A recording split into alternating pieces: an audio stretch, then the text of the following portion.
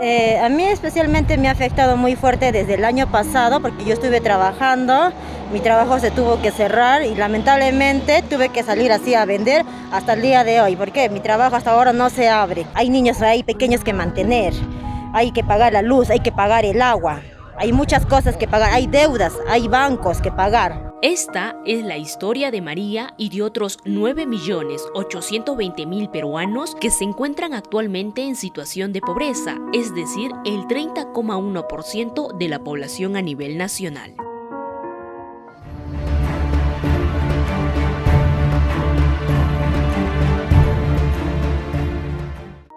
Según el último informe del Instituto Nacional de Estadística e Informática, la crisis por el coronavirus provocó que la pobreza monetaria se incremente en 9,9% en comparación con el 2019. Esta situación generó que 3.300.000 nuevas personas sean consideradas pobres durante el último año. El ente estadístico precisa que la línea de pobreza es equivalente al costo monetario de la canasta básica de consumos de alimentos y no alimentos, que para el año 2020 asciende a 360 soles por habitante. Entonces, la persona cuyo gasto mensual es menor a este monto es considerada pobre. Arequipa se encuentra en el cuarto grupo de departamentos con mayor incidencia de pobreza monetaria y que afecta al 18,6% de sus habitantes, es decir, más de 250.000 personas. Esta última cifra revela que en el 2020 la población en situación de pobreza aumentó en 12,6%. Este nivel representa un retroceso de 10 años de avance en la lucha contra esta situación. El costo de una canasta básica de consumo para una familia integrada por 4 miembros es de 1.440 soles. Sin embargo, ¿el ingreso mensual de los arequipeños puede cubrir este monto? Radio Yaraví recorrió un mercado zonal para conocer la realidad que deben afrontar todos los días miles de ciudadanos a fin de subsistir en medio de la crisis económica y sanitaria por la pandemia. Como nos agarra la pandemia, me agarra mi frío porque todo casi los ahorros se los estoy gastando ya. ¿Cuánto cuesta el gas? ¿Cuánto cuesta? Y en la casa un montón de cosas para una madre. Falta un montón de cosas. Si tienes carne, te falta otra cosa. Si tienes esa cosa, te falta aquí. Si tienes esa cosa, falta gas. No nos alcanza, no alcanza.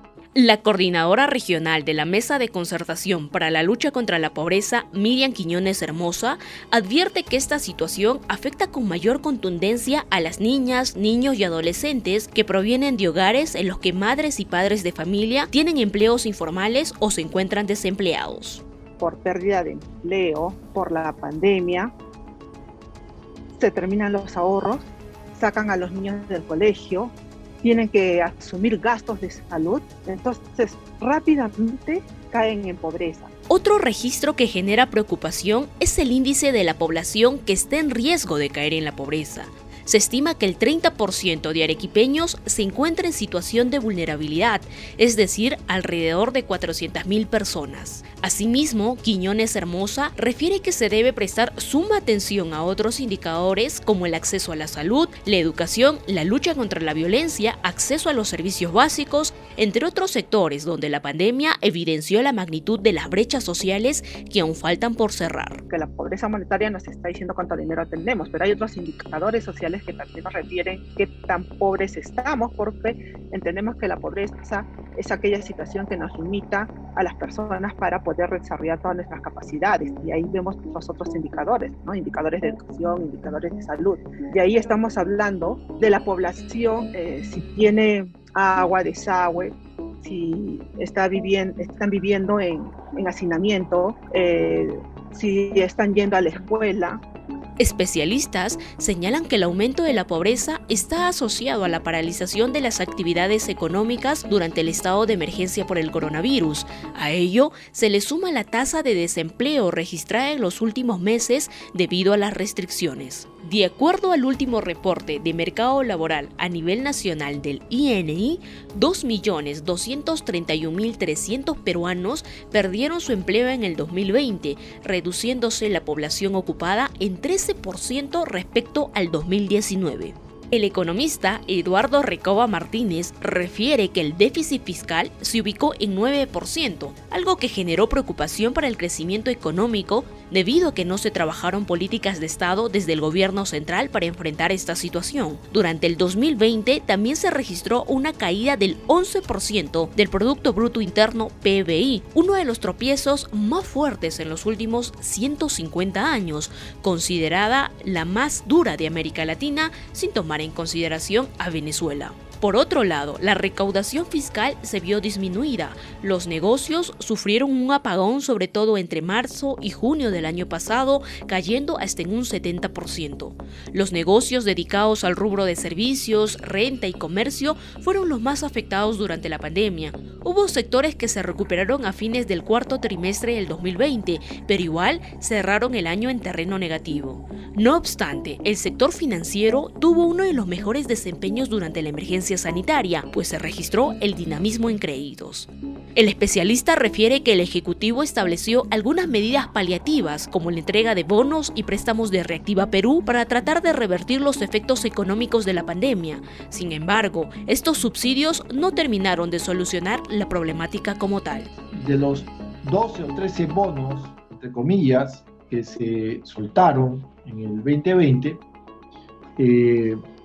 ninguno ha tenido un impacto en el consumo, ninguno tuvo un impacto en la demanda, ninguno tuvo un impacto en el nivel de precios. Cuando la idea de un bono universal, familiar, de un apoyo, de una ayuda, ¿no?, es justamente que tu demanda agregada, ¿no?, que es tu gasto como Estado, como economía, aumente, se dinamice, incremente su ritmo de crecimiento.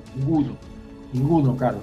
Gran parte de la población golpeada económicamente por el estado de emergencia refiere que no ha recibido bonos del Estado ni los víveres de las canastas municipales. Nosotros no recibimos, no miramos que no lo que da el Estado. No estiramos la mano al Estado, sino que nosotros nos avanzamos a nuestras fuerzas. En mi caso a mí no me ha tocado ni un bono, ni uno. Y entonces eso ha debido de retractar el Estado, ver a las personas especialmente que son pobres, dar el bono, lo que es el bono de 760. Ante el golpe económico, la población tuvo que apelar a sus ahorros. Muchos retiraron parte de sus fondos de compensación por tiempo de servicios, CTS, mientras que los afiliados a las AFP recurrían a sus fondos de pensiones. Por otro lado, los alivios tributarios solo favorecieron a las grandes empresas, más no a las pequeñas. El programa de Reactiva Perú sumó cerca de 60.000 millones de soles. Sin embargo, el financiamiento agrario empresarial FAE solo alcanzó 700 millones de soles y no hubo préstamos para el sector cultura ni educación. Los programas que se diseñaron, Reactiva 1, Reactiva 2, sí funcionaron, pero no fueron política de Estado, Carlos. No fueron gestión pública, fueron parches. Nuevamente, tenemos ese término, parches. Parches que intentaron paliar, mitigar, solapar, ayudar un poquito, ¿no?, pero en ningún momento fueron parte de una política de Estado recurrente. Otro fenómeno que se evidenció durante el estado de emergencia fue el de la informalidad, que en Perú significaba el 70%. Tras las restricciones, este índice se incrementó entre el 80 y 85%. El Instituto Nacional de Estadística e Informática señala que el 92,4% de la población pobre de 14 y más años de edad tiene un empleo informal. De cada 100 personas pobres, 92 de ellas son informales y solo 8 tienen un trabajo formal. Sin embargo, el comercio ambulatorio tiene larga data en el Perú y Arequipa. El historiador y docente de la Universidad Nacional de San Agustín, Cesario Benavente Vélez, precisa que a fines del siglo XVIII, los artesanos empiezan a ofertar sus productos en diferentes calles céntricas de la ciudad, como San Agustín, Puente Bolognesi y Antiquilla, mientras que la venta de chicha empieza a observarse en las zonas de ingreso y salida de Arequipa.